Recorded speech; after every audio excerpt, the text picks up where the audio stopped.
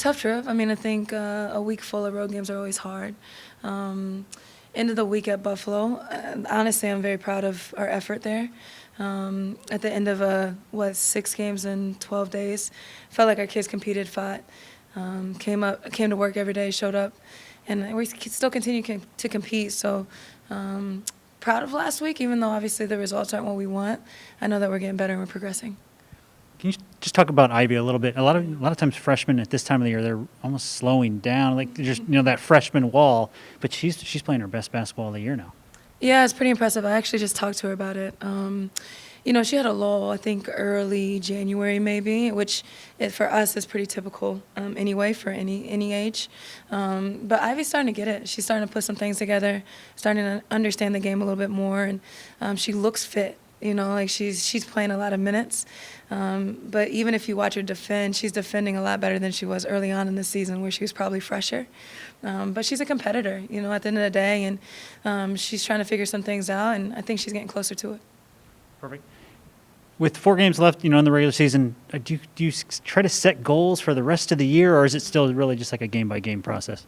Yeah, I think more so than ever as a staff, we've talked about sort of standings and where we are and our measures of success collectively, just because we have a young group that doesn't understand a whole lot, so a lot of it's just education.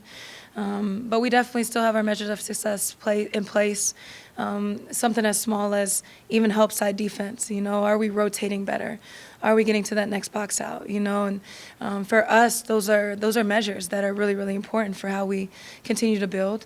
And honestly, this league is crazy, so we have 4 games left.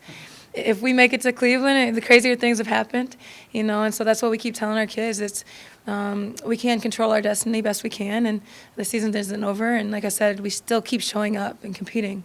And so I think I have a lot of faith in this team. I know we can beat anybody in the league, and we'll see what we can do at the end of this.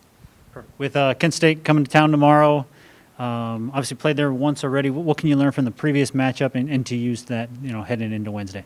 Yeah, I think it's just understanding how balanced they are. We talk about probably 5 or 6 kids on the scout when we talk about Kent State, which usually we only talk about 3 or 4. I don't know if we got to the 3rd, 4th, and 5th man last time we played. But what we have talked about is Blackford can't go off like she did. We got to be better in the post. I think collectively we weren't very good when we went there. Obviously coming off another hard stretch, but we'll see what we can do. We're back home. We've had 2-day preps, so we haven't had that literally in the last month and a half. So I feel like we feel pretty familiar right now. Senior Day on Saturday. Just a quick comment on your 2 seniors that you're going to be celebrating on Saturday. Man, how much time do you have? I'll start with Alexis Straw. I mean, she's a kid that transitioned from a player to pretty much on the coaching staff. She runs our scout team at this point. She does literally everything and anything that we ask her to do. From video to small recruiting, just anything that she can do, she's got a hand in. Somebody's going to be really happy when they employ her soon.